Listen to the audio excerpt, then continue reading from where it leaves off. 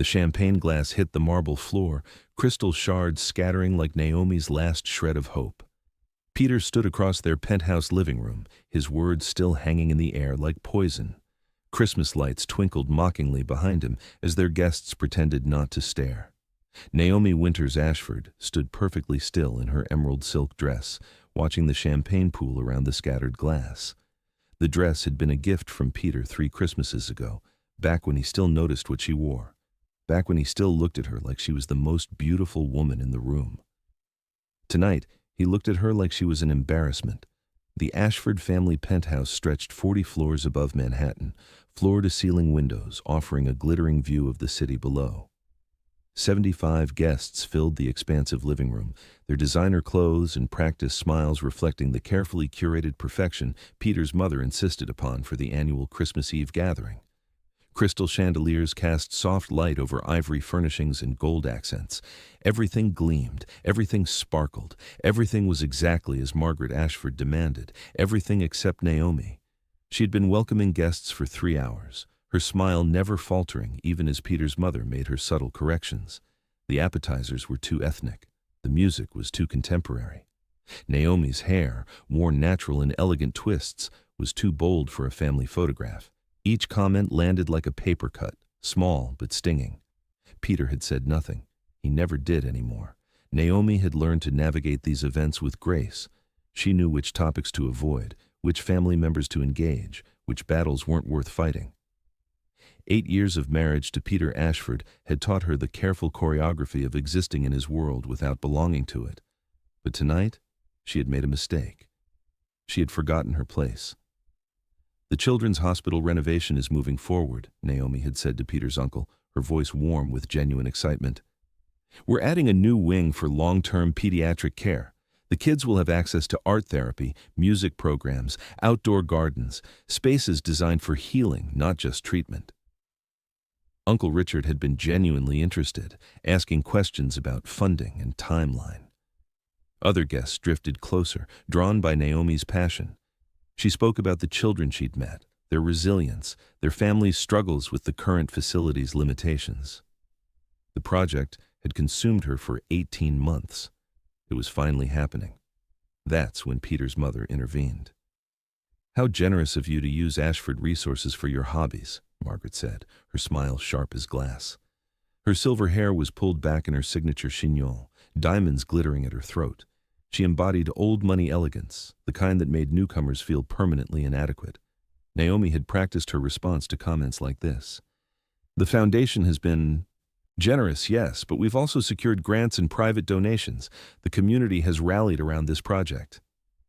The community. Margaret's tone made it sound quaint, adorable, beneath notice. "How nice that you've maintained your connections to your former life." Former life. As if Naomi's work before Peter was somehow less legitimate than standing in a penthouse drinking expensive wine.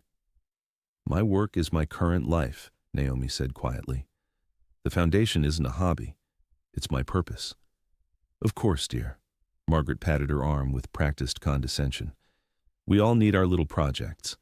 Though perhaps tonight, on Christmas Eve, we might focus on family rather than business." The irony wasn't lost on Naomi.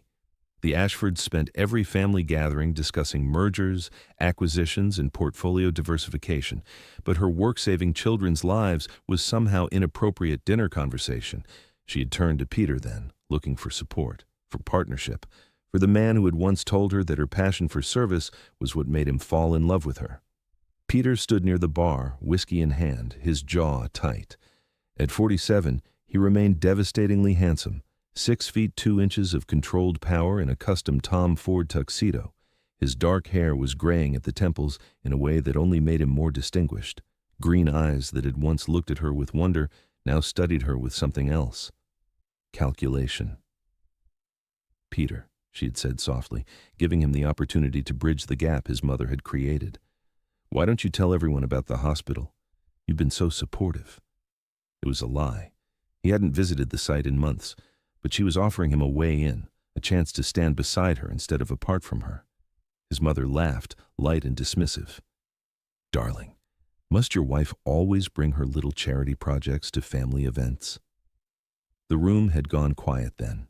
Not silent, but quieter. Conversations continuing in hushed tones, everyone aware that something was happening but politely pretending otherwise. Peter had set down his whiskey glass. Naomi watched him, waiting. She could see the war happening behind his eyes. She knew that look. She'd seen it 100 times over the past few years. The moment when he decided whether to choose her or choose peace. He always chose peace. "Must you always bring your little charity projects to family events?" Peter said, his voice carrying across the room. "You're embarrassing me." The glass slipped from Naomi's fingers. It seemed to fall in slow motion, tumbling through the air, catching the light from the Christmas tree. When it hit the marble, the sound was almost musical.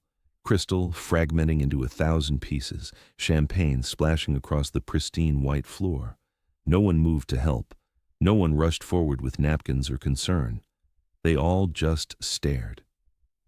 Naomi looked at the broken glass, then at Peter, then at the 75 people watching her marriage disintegrate in real time. She could feel her heart pounding. 8 years of compromise and accommodation, 8 years of making herself smaller so he could feel bigger, 8 years of swallowing her hurt so his family could maintain their illusion of perfection, 8 years of loving a man who had slowly, methodically disappeared. When Naomi spoke, her voice was steady, calm, clear as a bell in the hushed room. "I'm embarrassing you?" She didn't raise her voice, didn't need to. "Peter, I've spent 8 years watching you perform for these people. I've smiled through your mother's comments about my urban upbringing. I've pretended not to notice when you introduce me as my wife, instead of by name, as if my identity is only relevant in relation to you." Peter's face went pale. "I've sat through 1,000 conversations about which club to join, which charity gala to attend for appearances, which business merger would most benefit the Ashford legacy. I've watched you become smaller and smaller inside this world of excess and expectation, and I've said nothing, because I believed that the man I married was still in there somewhere, that eventually he'd remember who he was before he became who they wanted him to be." Margaret moved to interrupt, but Naomi's gaze stopped her. "But tonight on Christmas Eve, you've shown me exactly who you've become. You've shown me that somewhere along the way, you stopped being my partner and started being their puppet. And the saddest part, Peter, is that you don't even see it. You think I'm the problem. You think my passion for helping children is embarrassing, but your mother's casual cruelty is acceptable because it's wrapped in pearls and politeness." She stepped around the broken glass, her heels clicking on marble. "You're not embarrassed by my work, Peter. You're embarrassed that I still have something I believe in, something that matters beyond stock portfolios and social standing. You're embarrassed because every time I walk into this penthouse with my purpose intact, it reminds you that you lost yours." The silence was absolute now. Even the pretense of other conversations had stopped. 8 years ago, you told me that I was the bravest person you'd ever met, that my refusal to compromise my values for anyone was what made you fall in love with me. Tonight, you asked me to compromise those values for champagne and small talk, so let me be very clear. She met his eyes, and hers were dry. No tears, just crystalline clarity. "It's not the man I fell in love with standing in front of me. That man died somewhere between our wedding and tonight, and I'm done mourning him." Naomi set her champagne flute carefully on the nearest table, turned, and walked toward their bedroom. Her head was high, her spine straight, her dignity intact. Behind her, 75 people stood frozen, unsure whether to applaud or avert their eyes. Peter stood beside his mother, staring at the space where his wife had been, feeling like he'd just watched something precious shatter far more irreparably than crystal on marble. His brother James was the first to move. He crossed the room and gripped Peter's shoulder hard enough to hurt. "You really screwed up," he said quietly, like monumentally screwed up. Peter couldn't respond. His throat felt tight, his chest constricted. Naomi's words echoed in his head. "Not the man I fell in love with. That man died." Guests began gathering their coats with exquisite awkwardness. No one mentioned what had just happened, but everyone was suddenly remembering pressing engagements, early morning flights, children waiting at home, any excuse to escape the wreckage of the Ashford Christmas Eve gathering. Margaret touched Peter's arm, her expression almost triumphant. "She's always been too sensitive," his mother said. "You did nothing wrong, darling. She simply doesn't understand how these things work." Peter turned to look at his mother. Really look at her. At the cold satisfaction in her eyes, the pleasure she took in Naomi's pain, the way she'd spent 8 years systematically dismantling his wife's confidence with 1,000 tiny cuts disguised as concern. "Don't," he said. "Don't what?" "Don't pretend you didn't orchestrate that." His voice was flat. "Don't pretend you haven't spent 8 years trying to drive her away." Margaret's eyes widened, but her composure never cracked. "I have no idea what you mean. If your wife is unhappy, she's unhappy because I let you make her unhappy." Peter pulled away from his mother's touch. "And I'm the one who has to live with that." His father appeared then, scotch in hand, his weathered face thoughtful. Richard Ashford had spent 45 years married to Margaret, navigating her exacting standards and social manipulations. He'd learned when to speak and when to stay silent. Tonight, he spoke. "Your mother and I have been married 45 years, Richard said, looking at his son with unusual directness. "I've learned when I'm wrong. Took me about 20 years too long, but I learned. You should too." "Richard, honestly," Margaret began. "Margaret," his tone was gentle but firm, "our son just destroyed his marriage in front of 75 people. Maybe don't give advice right now." The last guests trickled out. James stayed long enough to help the catering staff clean up the broken glass, shooting Peter concerned glances. Peter didn't move from his spot near the bar. He poured another whiskey, his hands shaking slightly. When the apartment was finally empty except for him, Peter stood surrounded by the remnants of the party. Half-empty glasses, discarded napkins, the wet spot on the marble where Naomi's champagne had fallen. He replayed her words. "You introduced me as my wife, instead of by name." Was that true? He tried to remember the last time he'd introduced her as Naomi. As Dr. Naomi Winters Ashford, the name she'd carefully crafted to honor both her identity and their marriage. As the founder of the Winters Foundation, as anything other than an extension of himself.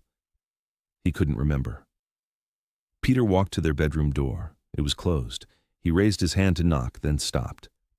What would he even say? Sorry didn't feel adequate. Sorry felt like trying to patch a severed artery with a Band-Aid. He turned away and walked to his study instead. The room was dark, dominated by floor-to-ceiling bookshelves and a mahogany desk that had belonged to his grandfather. He didn't turn on the lights, just stood at the window, looking out at Manhattan's glittering landscape. Somewhere in his mind, a memory surfaced. 8 years ago, a charity gala at the Metropolitan Museum of Art. Peter had been 39, recently appointed CEO of Ashford Enterprises, drowning in the pressure of living up to 4 generations of family legacy. He'd attended the gala out of obligation, planning to write a check, shake hands, and leave early. Then he'd seen her. Naomi had been 37, presenting on behalf of the Winters Foundation. She'd worn a simple black dress, her natural hair styled in elegant twists, her presence commanding without demanding. She'd spoken about youth literacy programs with a passion that made Peter forget about stock prices and board meetings. She'd shown photographs of children learning to read, their faces lit with accomplishment. She'd talked about breaking cycles of poverty through education, about giving kids from underserved communities the tools to build different futures. Peter had been transfixed. After her presentation, he'd approached her at the bar. She'd been alone, declining champagne in favor of water, reviewing notes on her phone. "Dance with me," he'd said. She'd looked up, her dark eyes assessing him with unsettling accuracy. "Why?" "Because you're the most interesting person I've met in years." "Interesting," she'd smiled slightly. "Or useful? Are you looking to write a tax-deductible check and feel good about yourself?"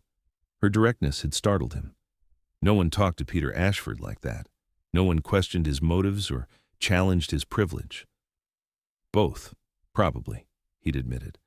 "But mostly because I'd like to know more about someone who talks about children's literacy, like other people talk about falling in love." That had earned him a real smile. "One dance. Then you write your check and I go back to work." They'd danced, and then they'd talked, For hours. Until 2 in the morning, long after the gala ended, sitting on the museum steps like teenagers instead of accomplished professionals pushing 40.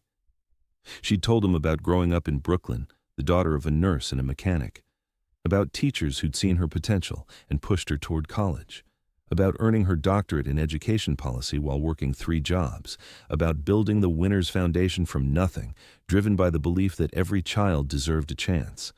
He'd told her about the suffocating weight of family expectations, about feeling like a placeholder in his own life, about wondering if there was more to existence than board meetings and profit margins. "There is," she'd said simply. "You just have to be brave enough to find it." 3 months later, he'd proposed. 6 months after that, they were married.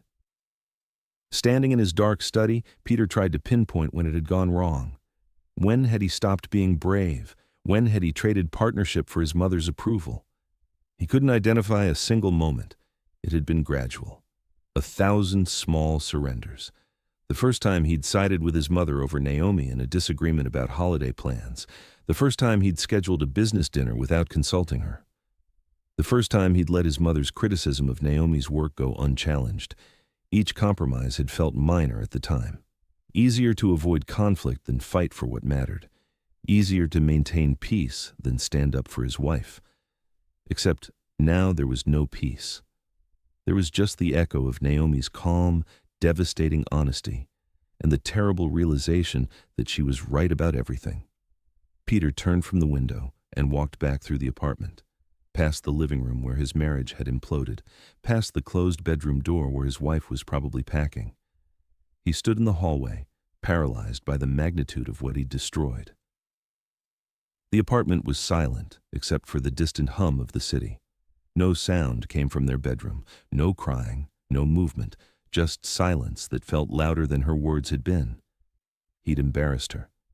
In front of his family, their friends, everyone who mattered in their social circle, he'd made her feel small.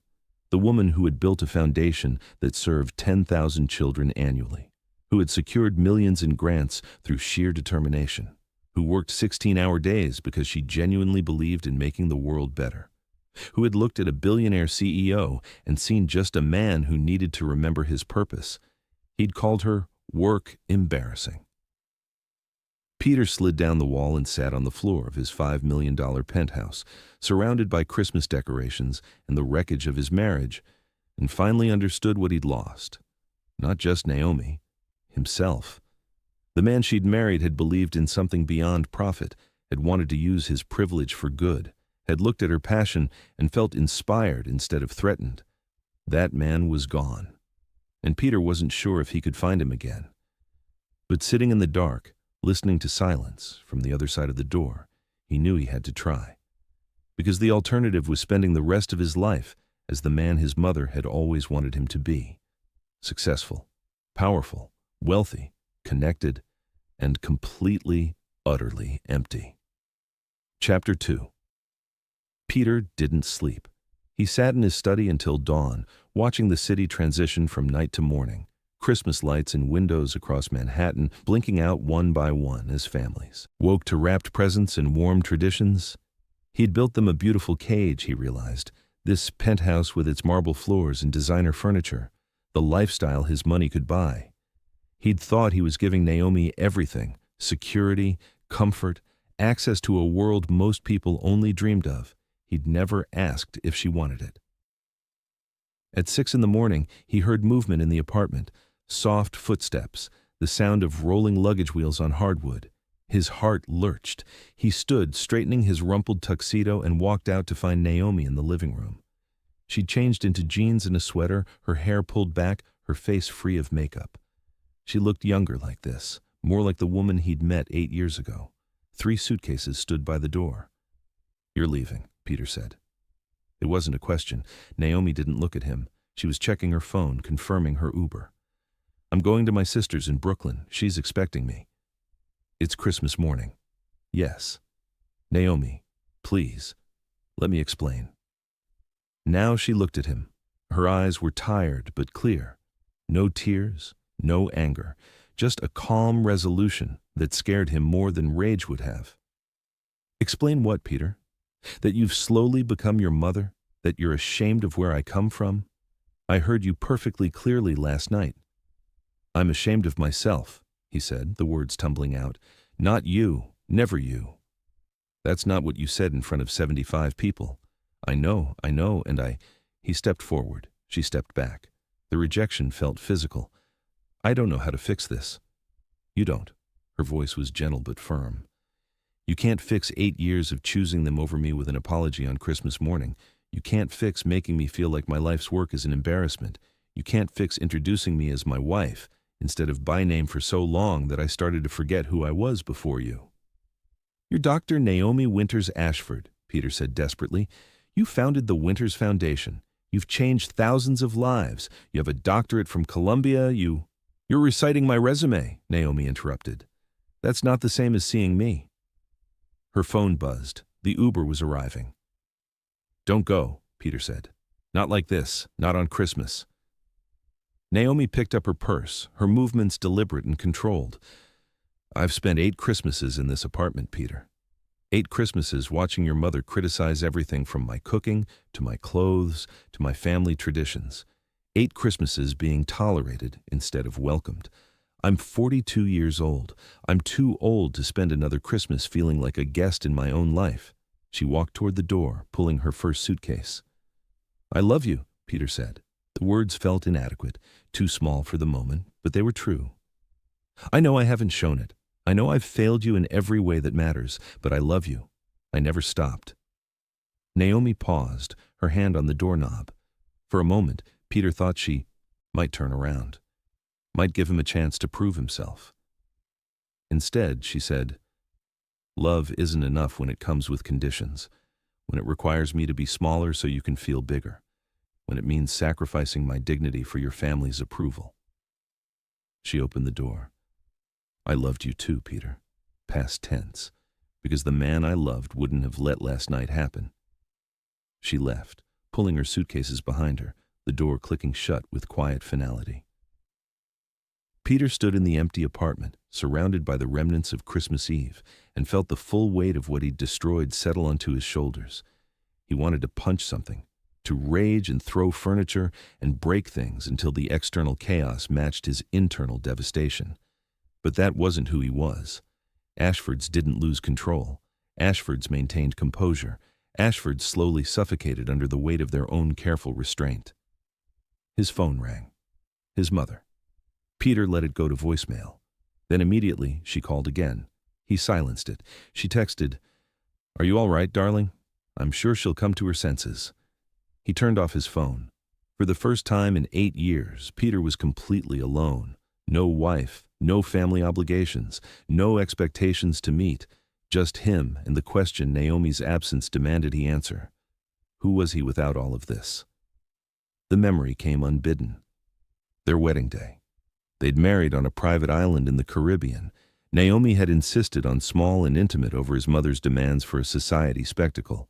20 guests total, Naomi's sister, her parents, a few close friends, Peter's immediate family and brother. No 500-person guest list, no magazine coverage, just them. His mother had been furious. People will think we're ashamed, she'd hissed during the planning process, or they'll think we're in love and want to start our marriage privately, Peter had countered. It was one of the last times he'd stood up to her. The ceremony had been at sunset, waves lapping at the shore, Naomi barefoot in a simple white dress that made her look ethereal. She'd cried during their vows, so had he. I promise to be your partner, she'd said, her hands in his. Not your accessory, not your obligation. You're equal in all things. I promise to challenge you when you need it and support you always. I promise to build a life with you, not just exist in yours. He'd promised to protect her, honor her, stand beside her through everything, to never let anyone, including his family, diminish what they were building together. He'd broken every promise. That night, in their private villa, they'd made love for the first time as husband and wife. Peter had been with women before, plenty of them, but never like this. Never with this intensity of emotion, this sense of rightness. Naomi had been nervous. I've dated, she'd admitted, but I've never felt this vulnerable, like you could completely destroy me if you wanted to. He'd kissed her forehead, her cheeks, her lips. I won't. I swear, Naomi, you're safe with me, always. He'd undressed her slowly, reverently, kissing each new inch of revealed skin, her shoulders, her collarbone, the curve of her breast. She'd gasped when he touched her, her body responding to his with an honesty that made his heart ache. You're beautiful, he'd whispered against her throat. Not just your body, your mind, your heart. Everything about you is extraordinary. She'd pulled him down to her, and they'd moved together with a tenderness that felt sacred. No rush, no performance, just two people connecting in the most intimate way possible, their bodies communicating what words couldn't fully express. Afterward, lying tangled together, Naomi had traced patterns on his chest. I see you, she'd said softly. Not your money or your name or your family legacy. Just you. The man who told me on our third date that he wished he'd become a teacher instead of a CEO. The man who volunteers at the literacy center and doesn't tell anyone because it's not about recognition. The man who's kind to waitstaff and remembers strangers' names. That's who I married. Peter had pulled her closer, breathing in her scent, jasmine and honey. You're my safe place, he'd confessed, the only person who knows me and doesn't want me to be someone else. I'll never want you to be someone else, she'd promised. Stay exactly who you are. But he hadn't. He'd slowly transformed into the man his mother had always wanted. Ambitious, ruthless in business, socially strategic, emotionally distant, everything Naomi had never asked for. Peter walked through the apartment, retracing Naomi's 8 years there. The library where she'd spent countless evenings reading to prepare for foundation board meetings. The small office he'd reluctantly given her, barely larger than a closet, while his study sprawled across 400 square feet. The kitchen where she'd tried to cook meals from her childhood, only to have his mother criticize the peasant food she was serving. The guest bedroom, where she'd been sleeping for the past 6 months, because Peter had claimed he needed space to work late. As if conference calls required a California king to himself, he'd pushed her out incrementally. So gradually that he'd convinced himself it wasn't happening. Peter found himself in front of their wedding photo. It hung in the hallway, easy to overlook. In it, they were standing on the beach, the sunset painting everything gold. Naomi was laughing at something he'd said, her joy uninhibited. Peter was looking at her like she'd hung the stars. When had he stopped looking at her like that? He remembered their first year of marriage vividly. The honeymoon period that wasn't just chemistry, but genuine partnership. Naomi had moved into the penthouse, but made it clear she wouldn't be a trophy wife. I have work, she'd said on day 3, when Peter suggested she take a month off to settle in. Children depending on the, found her place in this new world. No longer an outcast, she moved freely between the village and the forest, welcomed by both. Villagers came to her for healing, for wisdom, and sometimes just for stories. The wolves greeted her as Luna, mate of their king, and the cub, now stronger, more confident, rarely left her side. The Alpha King was never far. By day, he walked beside her in human form, helping rebuild the broken fences, guiding uneasy villagers through wolf territory, teaching the young how to coexist with nature rather than fear it. By night, he would run with his pack under the moon, always returning to her before dawn. One evening, the entire village gathered at the ancient stones where their worlds first collided. Wolves and humans stood side by side, uneasy at first, but united by the memory of what they had survived together. The elder stepped forward, holding out a simple silver circlet, crafted from both human and wolf symbols entwined. He placed it gently on her brow. You have given us a new beginning. May you guide both our peoples with the same courage that saved us all. The Alpha King took her hand, rough, scarred, steady. You are my equal, he said, voice rich with pride. Not because of your bloodline, but because you chose hope over hate, even when the world gave you every reason to turn cold. The cub yipped, circling their feet in delight, a living reminder of what mercy could accomplish. Together, she and the Alpha King addressed both packs. There will still be shadows, she said, still moments of fear, but as long as we stand together, human and wolf, heart and claw, we will never return to the darkness we left behind. As the sun set behind the trees, The villagers and wolves lifted their voices, some in song, some in howl, a single wild, joyous chorus. And so, a new legacy began, not written in blood, but in the quiet courage of a girl who shielded a crying cub, and the king who found his heart in the snow. Difficult personality. He'd started seeing Naomi through his mother's eyes instead of his own, started questioning whether her passion was admirable or excessive, whether her dedication to her work was inspiring or obsessive. He'd stopped defending her in family conversations, stopped bragging about her accomplishments to his business associates, stopped asking about her day because he didn't want to hear about the foundation he'd stopped supporting. He'd stopped being her partner and become a stranger who shared her address. Year 8. This year. The year everything had finally irrevocably broken. They'd barely spoken in months. Polite exchanges about schedules and obligations, no real conversations, no intimacy, physical or emotional. They existed in parallel, occupying the same space without actually connecting. Naomi had stopped trying to engage him, stopped inviting him to foundation events, stopped asking him to stand up to his mother. She'd simply withdrawn into her work, pouring all the love and passion she'd once shared with Peter into helping children who actually appreciated her efforts. And Peter had let her go without a fight. Until last night, when he'd publicly humiliated her and she'd finally had enough. Standing in his empty apartment on Christmas morning, Peter understood with brutal clarity what Naomi had been trying to tell him for years. He'd become his mother's puppet, successful and empty, wealthy and hollow, living a life that looked perfect from the outside while dying slowly from the inside. He'd sacrificed the best thing that ever happened to him for his mother's approval. And Margaret Ashford's approval was a moving target that could never be satisfied. Peter picked up his phone and turned it back on. 37 missed calls from his mother, texts from family members offering unwanted opinions. His brother James had sent a single message. "You need to fix this, whatever it takes." Peter didn't call anyone back. Instead, he opened his laptop and began researching therapists who specialized in family systems and toxic relationships. Then, he pulled up the Foundation's website and clicked through pages detailing Naomi's work, awards she'd won, programs she'd developed, testimonials from families whose lives she'd changed. He read every word, seeing for the first time in years the magnitude of what she'd built. While he'd been managing his family's fortune, she'd been saving actual lives. While he'd been attending society dinners, she'd been creating opportunities for kids who looked like her, from neighborhoods like the one she grew up in. While he'd been seeking his mother's approval, she'd been living her purpose, and he'd called it embarrassing. Peter closed his laptop and stood, decision crystallizing. He couldn't fix 8 years of failure in a day, couldn't erase the damage with an apology or a grand gesture, but he could start.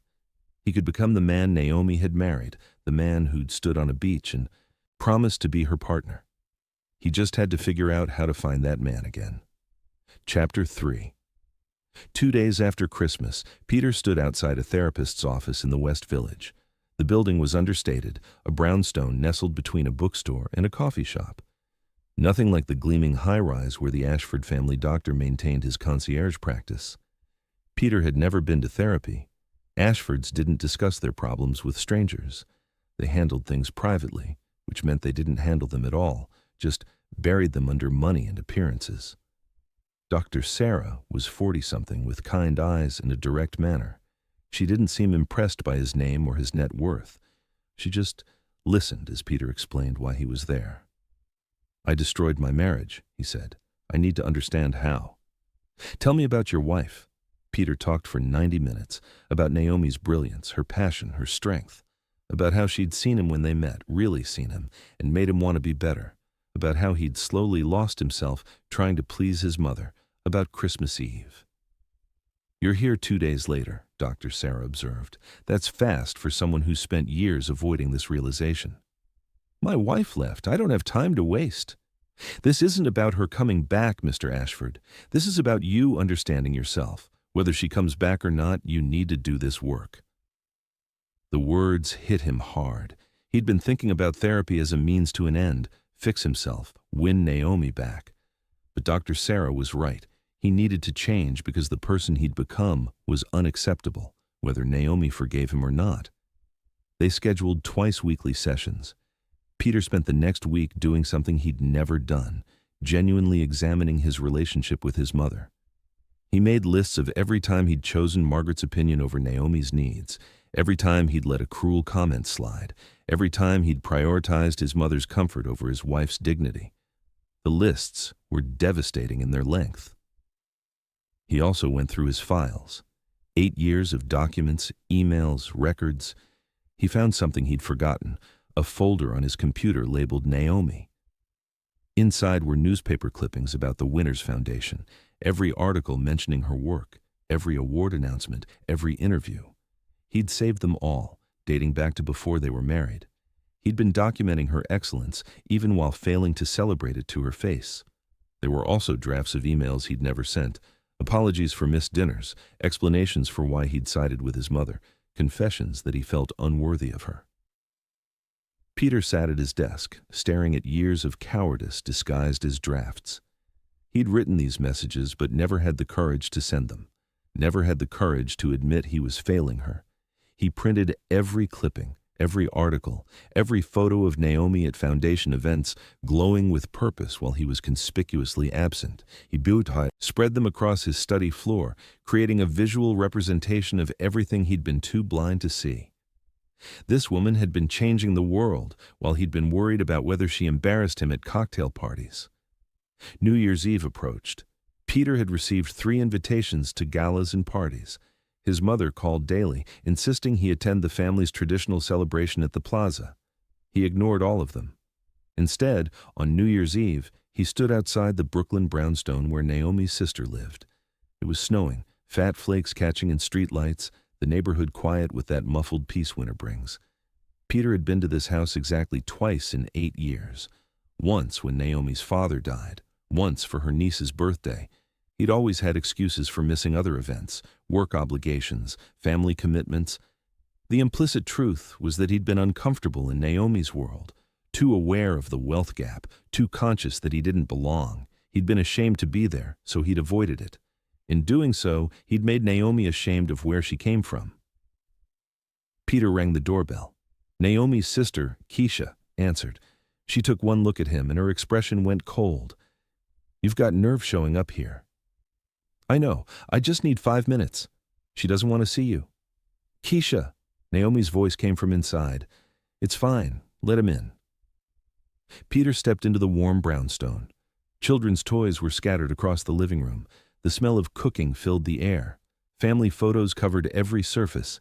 It felt like a home in a way his sterile penthouse never had. Naomi sat on the couch in jeans and an oversized sweater, her hair wrapped in a silk scarf, looking more relaxed than he'd seen her in years, also more tired, sad. 5 minutes, she said. Peter sat carefully in the armchair across from her. Keisha stayed in the doorway, arms crossed, ready to throw him out if necessary. "I'm in therapy," Peter said, "twice a week. I'm learning about toxic family systems and how they're inherited, about emotional manipulation and enabling, about how I became my mother's puppet and why I let it happen." Naomi's expression didn't change. "I pulled myself off 2 foundation boards that my mother controls. I'm creating an independent trust for your foundation. $50 million, no strings, you have complete control. I'm not asking for recognition or naming rights. It's yours to use as you see fit. Money isn't the problem, Peter. I know, but it's a start. It's me putting my resources where they should have been all along, supporting your work instead of undermining it." He pulled out his phone, showed her the folder of clippings and articles. "I've been saving these for years. Every mention of you, every achievement.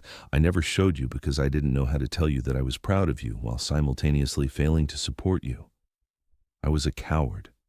I am a coward. But I'm trying to change that."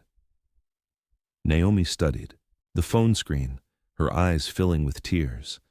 "You saved these?" "Every single one. Naomi, I've been watching you change the world while I managed spreadsheets and board meetings. You're extraordinary, and I've spent 8 years trying to diminish that because it made me feel small. But the problem wasn't you. It was me.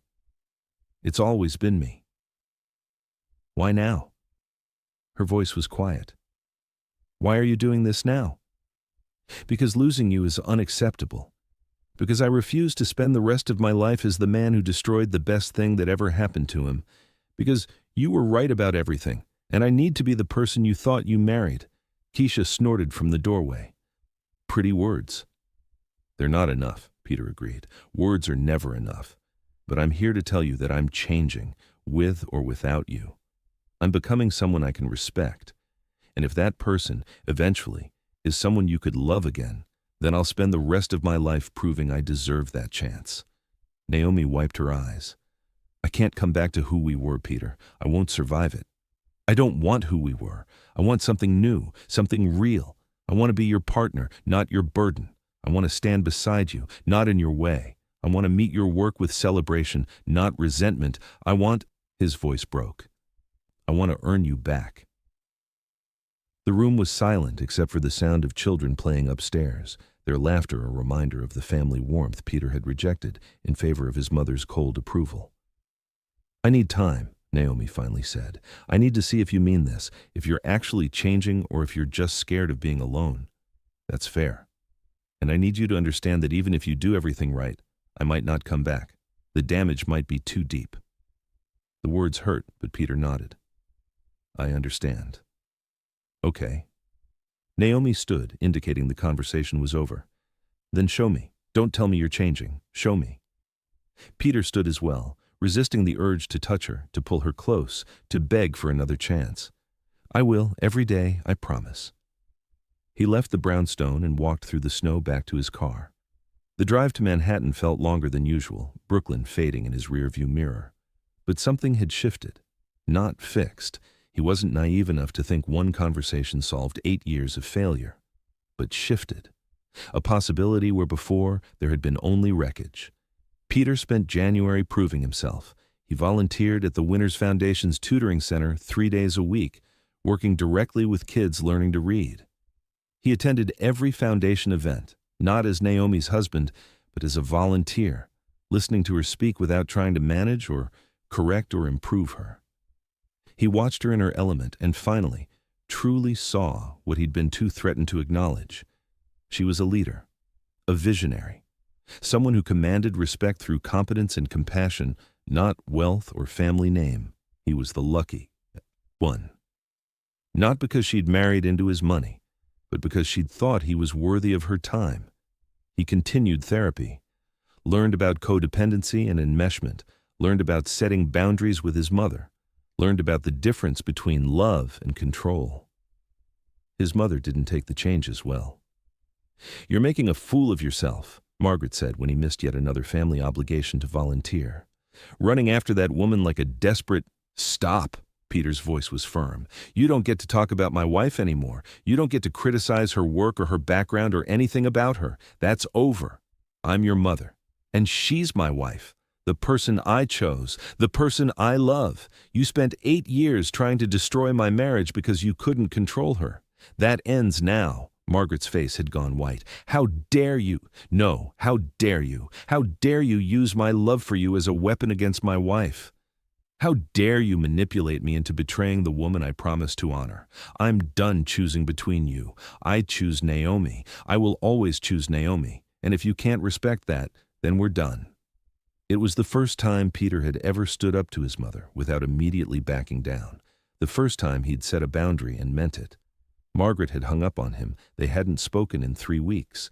Peter didn't chase her, didn't apologize, just maintained his boundary and continued his work. February brought Valentine's Day. Peter didn't send flowers or gifts. Instead, he showed up at the children's hospital and spent 12 hours helping Naomi's team prep for the renovation, groundbreaking. He wore jeans and a work shirt. He carried supplies. He listened to Naomi direct operations and followed her lead without trying to take over or improve her plans. When the day ended, they stood on the hospital steps watching the sun set over Brooklyn. You worked hard today, Naomi said. It was the most personal thing she'd said to him in weeks. Your project, your vision. I'm just labor. She smiled slightly. You're good labor. It was a tiny step, but it felt monumental.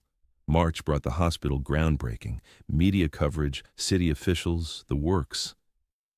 Peter stood in the back of the crowd, watching Naomi give interviews and cut ribbons and shine. When a reporter asked about funding, Naomi credited multiple sources, but specifically mentioned a significant donation from Peter Ashford, who believes every child deserves access to exceptional health care. She didn't call him her husband, didn't make it about their relationship, just acknowledged his support for her work. That night, she called him for the first time since New Year's. "Thank you for today," she said, "for showing up without trying to take over, for letting it be mine. It is yours. It's always been yours. I know you're trying, Peter. I see it. I'm not ready yet. I know. I'll wait. April, May, June." Peter continued his pattern: therapy twice a week, volunteering, showing up without demanding recognition or reward, maintaining boundaries with his mother, becoming someone he could respect. He and Naomi fell into a cautious friendship. Coffee sometimes, conversations about the foundation, slowly rebuilding trust without the pressure of romance. It was torture. Being near her, seeing her, not being able to touch her or hold her or tell her he loved her every 5 minutes. But it was also necessary. She needed to trust him again, and trust couldn't be rushed. July brought unexpected news. His mother had been diagnosed with early-stage Alzheimer's. His father called to tell him. "She's scared," Richard said. "She won't admit it, but she is." Peter felt complicated emotions: anger at years of manipulation, grief for what they'd never had, sadness for her fear. He went to see her. Margaret sat in her pristine living room, smaller somehow, diminished. "I'm sick," she said without preamble. "I know. Dad told me." "I suppose you're pleased."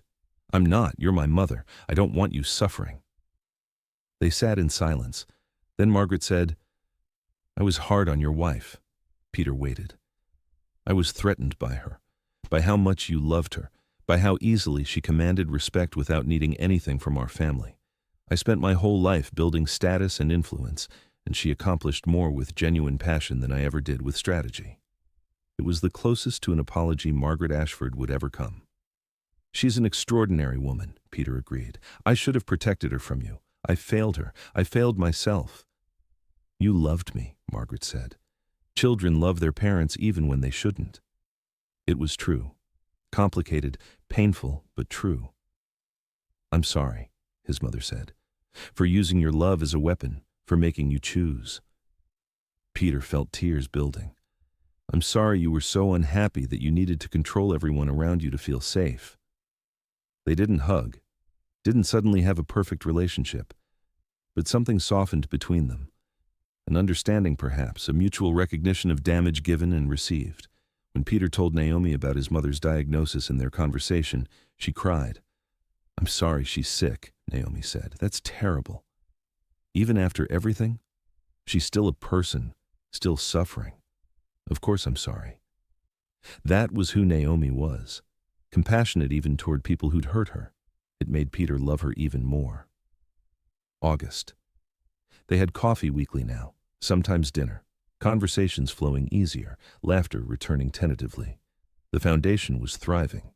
Peter had taken on a larger volunteer role, using his business expertise to help with operations and fundraising.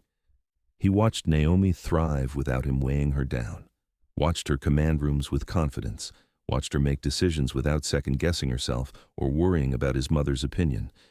She'd been better off without him, he realized. Lighter, freer. It should have devastated him. Instead, it made him more determined to become someone who added to her life instead of diminishing it. September brought their 8th wedding anniversary.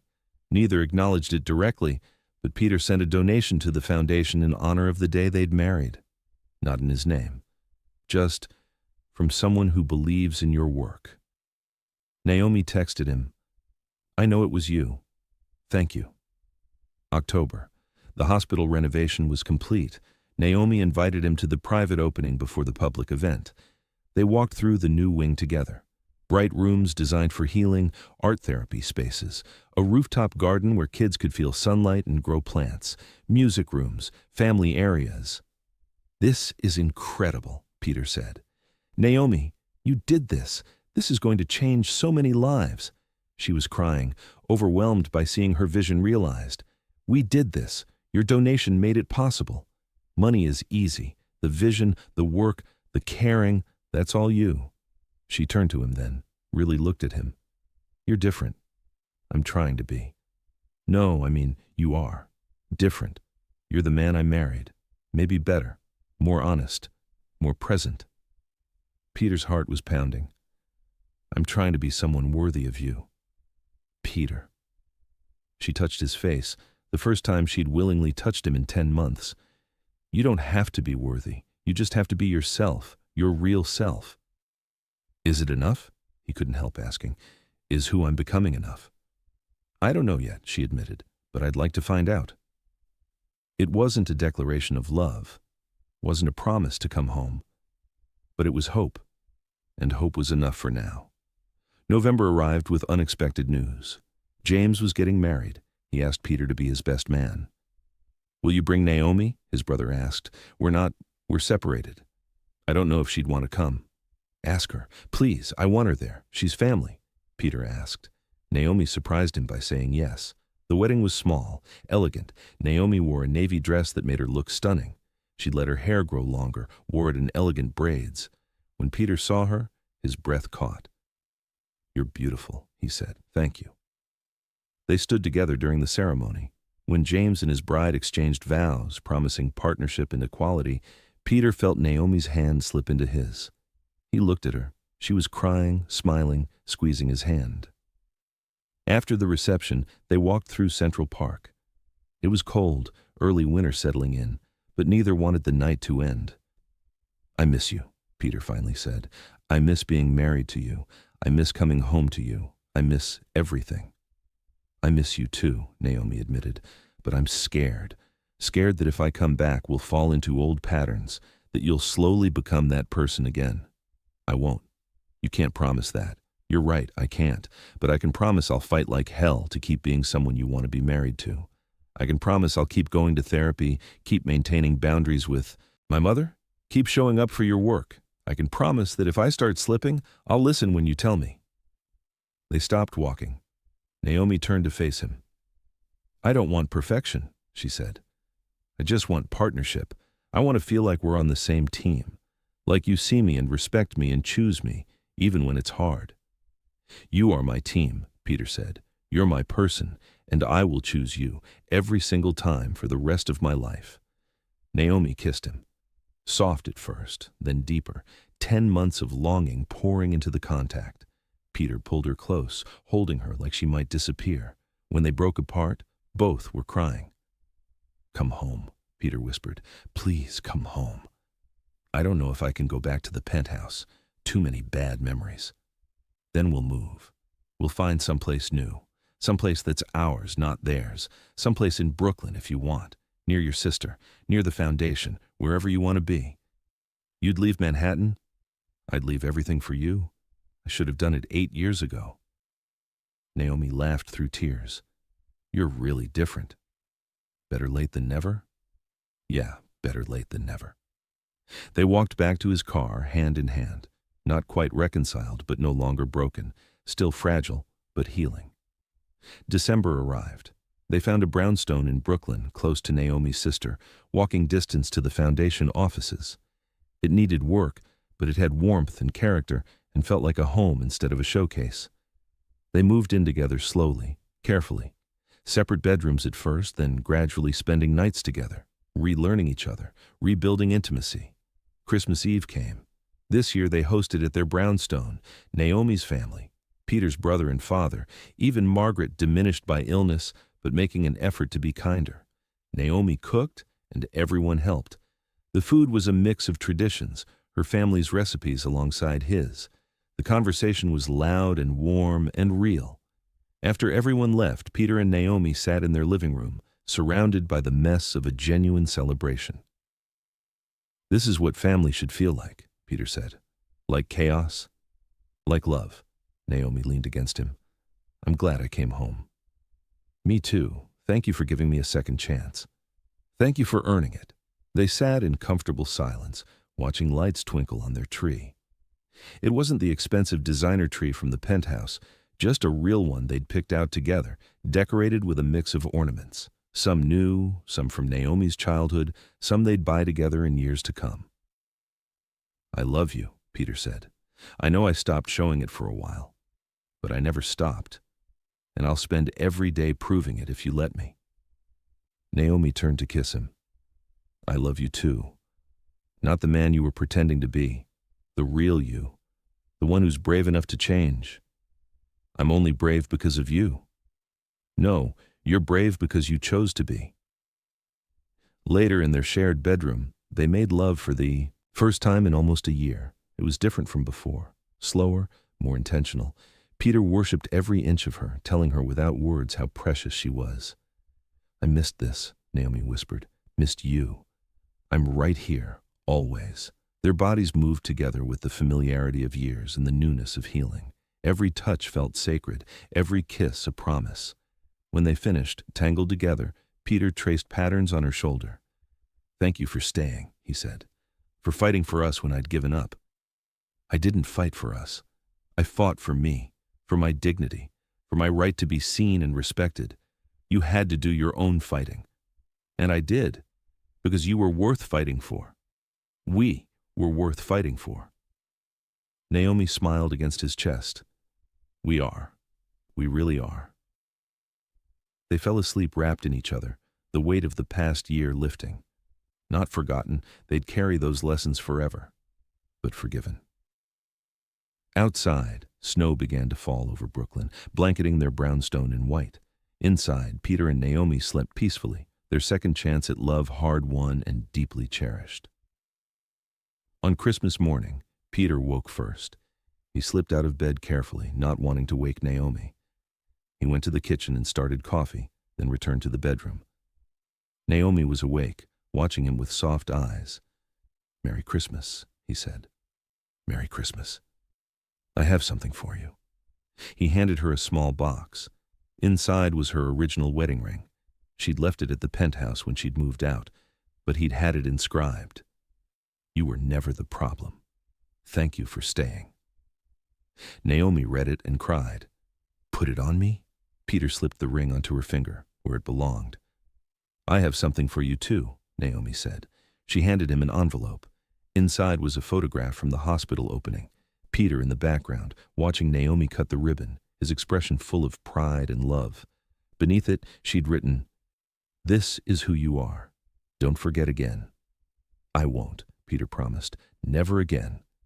They spent Christmas morning in bed, talking and laughing and planning.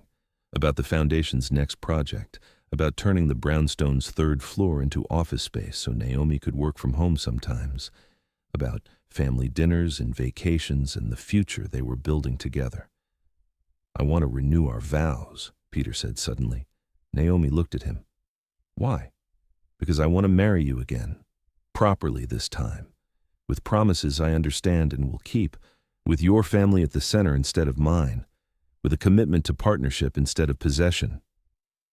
"Okay," Naomi said, "but let's wait. Let's make sure we've really healed first. However long you need." They renewed their vows a year later, on the beach where they'd first married. Small and intimate, just like before. But different this time. Peter promised to be her partner, her equal, her biggest supporter, to never let anyone, including himself, diminish what they were building. Together. Naomi promised to keep fighting for their relationship when it mattered, to speak truth even when it was hard, to never stop being exactly who she was. They danced on the beach as the sun set, exactly like 9 years before. But Peter was different now, the man Naomi had always seen beneath the wealth and family pressure, the man who'd been brave enough to change. "I'm proud of us," Naomi said as they swayed to music only they could hear. "Me too. We did the work." "Yeah, we really did." Peter pulled her closer. "You destroyed me on Christmas Eve last year." "I know. Best thing that ever happened to me. Thank you for being brave enough to tell me the truth. Thank you for being brave enough to hear it."